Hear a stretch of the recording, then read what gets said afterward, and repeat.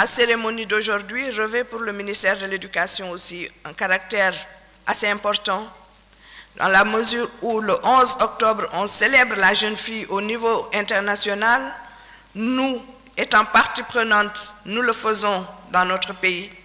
Le 11 novembre, un mois après, le secteur de l'éducation célèbre l'éducation des filles, travaille à mobiliser la communauté internationale et nationale pour échanger sur des stratégies de promotion de l'éducation des filles, de leur maintien, de leur performance et de leur réussite.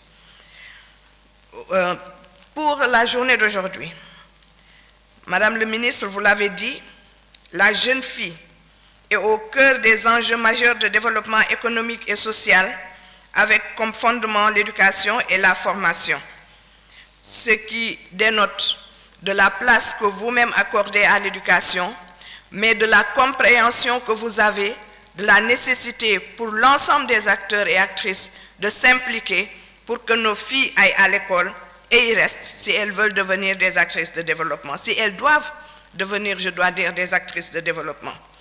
Le ministère de l'Éducation nationale, ayant très tôt compris, travaille à un renforcement des acquis depuis le PDF, le programme de développement de l'éducation et de la formation, passant par la première phase du programme d'amélioration de la qualité, de l'équité et de la transparence, à la deuxième phase aujourd'hui, dont l'une des principales priorités est l'opérationnalisation de la décision numéro 7, issue du Conseil présidentiel des assises de l'éducation, sur les conclusions plutôt, des assises de l'éducation et de la formation, la prise en charge des filles, l'inclusion des filles et des enfants à besoins éducatifs spéciaux. Pour ce faire, le ministère s'est donné 3 axes majeurs qui sont le renforcement des acquis, de l'accès, quand on sait qu'aujourd'hui les indices de parité sont en faveur des filles à tous les niveaux, partout où on est, il entre plus de filles que de garçons, il nous faut renforcer ces acquis. Œuvrer pour le maintien. Œuvrer pour le maintien, c'est lutter contre l'ensemble des obstacles. Nous en avons 4 grands ordres. Des obstacles d'ordre politique institutionnel, des obstacles d'ordre économique, des obstacles d'ordre pédagogique, des obstacles d'ordre social et culturel. Et à ce niveau, je pense que les ressources numériques, nous mettons une partie là-bas quand on sait la force, pour qui connaît la force des réseaux sociaux aujourd'hui dans notre pays. Le troisième axe, c'est pousser les jeunes filles vers les filières scientifiques et nous y travaillons. Nous sommes appuyés et accompagnés. Madame la présidente de FESTIC, nous vous tendons le bras. Nous avons besoin aussi d'être appuyés à ce niveau-là, malgré tout ce que nous faisons avec le concours Miss Mathématiques, Miss Sciences, mais aussi l'implantation de blocs scientifiques et technologiques dans tout le pays, le renforcement des chariots mobiles pour une étude scientifique normale, mais qui permet à la fille et aux garçons d'investir les connaissances théoriques, de pouvoir les utiliser et d'en faire des connaissances pratiques. Le dernier axe, c'est la mobilisation de la communauté pour que nos filles aillent à l'école et y restent. Dans cette dynamique, nous avons vécu la Covid. Cette pandémie qui nous a imposé de nouvelles orientations, de nouvelles attitudes, mais aussi de chercher des aptitudes pour que l'école soit.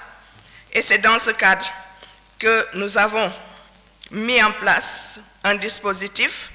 Monsieur le maître de cérémonie en a parlé tout à l'heure, ce qu'on a appelé apprendre à la maison. Apprendre à la maison, c'était une façon de montrer la résilience du secteur de l'éducation face à cette pandémie. C'est la télévision scolaire, c'est les ressources numériques utilisées pour que nos enfants à la maison puissent apprendre, pour qu'il y ait la continuité des enseignements-apprentissages.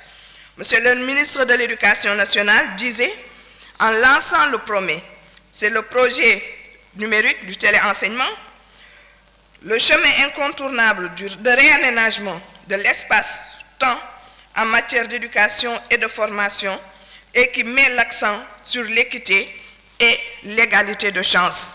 C'est ce projet-là qui nous permet aujourd'hui de dire qu'au-delà du CIMEN, du système d'information et de management du ministère de l'Éducation nationale, nous sommes en plein dans le développement du numérique pour que l'éducation soit, en tout cas au Sénégal, au premier plan dans le cadre de la prise en charge des besoins des enfants, mais aussi pour faire de ces enfants des citoyens et citoyennes du monde.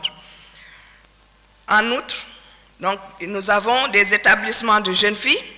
Ces établissements qui, dans le cadre du PROMES, sont dotés de ressources pédagogiques, de tablettes avec des ressources pédagogiques, mais aussi des inspections d'académies situées dans des zones les plus reculées, où les jeunes filles sont aussi dotées de ces ressources. Pourquoi nous avons choisi justement ces zones? C'est pour aller dans le sens de l'équité, dans l'accès à l'information pédagogique, passant justement par les ressources numériques. Donc, ces ressources adéquates sont aussi une source de renforcement pédagogique. Et dans la même dynamique, au niveau de l'alphabétisation, aujourd'hui, nous travaillons à développer ces ressources numériques. Monsieur le maître de cérémonie, je pense que vous l'avez dit, des kits avec des ressources sont disponibles pour nos femmes prioritairement à alphabétiser. C'est juste pour dire que le ministère de l'Éducation nationale, conscient des enjeux que pose la problématique de l'éducation des filles, et soucieux de faire de nos filles des citoyennes du monde, aptes à prendre les commandes, mises sur le numérique à l'école, mais avec un dispositif d'encadrement qu'il faudrait pour une utilisation saine et pédagogique de ces dites ressources. Cela veut dire que nous veillons à encadrer ce que nous mettons à la disposition de nos enfants, mais nous les formons pour qu'ils soient conscients des méfaits, justement de quelques méfaits de ces ressources numériques, qu'elles puissent les intérioriser et être aptes à faire face.